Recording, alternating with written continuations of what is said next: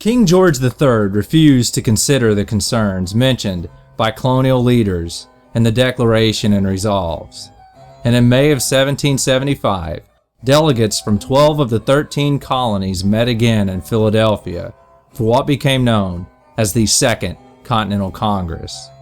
What did the delegates discuss there? Although far from unified, the delegates had several pressing issues to deal with. Some called for war with Britain, while others insisted that peace should still be sought. Once again, compromise would be needed.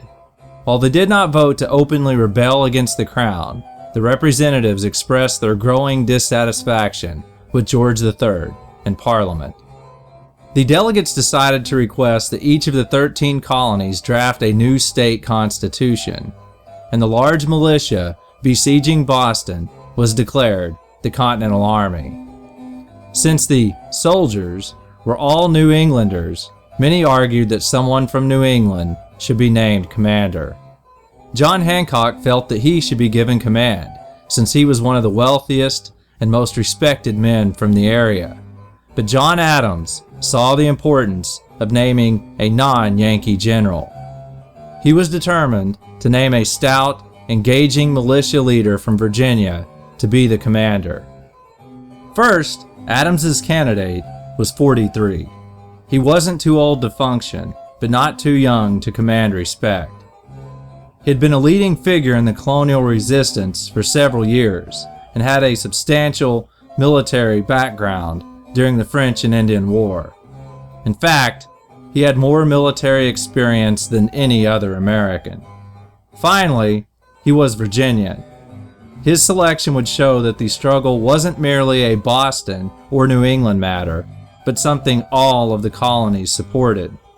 Upon being nominated, the Virginian left the room so the others could discuss openly. After the debate, George Washington was unanimously voted the leader of the Continental Army. In July, Congress sent the Olive Branch Petition to George III as a final attempt to avoid conflict. It blamed Parliament for the war and asked George III to call off the fighting for peace talks. John Adams was disgusted by the document, but signed it anyway. George III refused the petition and sent the Royal Navy to blockade the colonies. He also authorized Parliament to hire 18,000 German Hessians from Europe.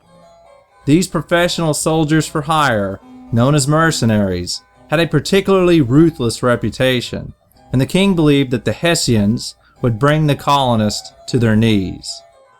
When word of the king's agreement with several German princes reached the colonies, many argued that the act was solid proof that George III was an enemy of American liberty.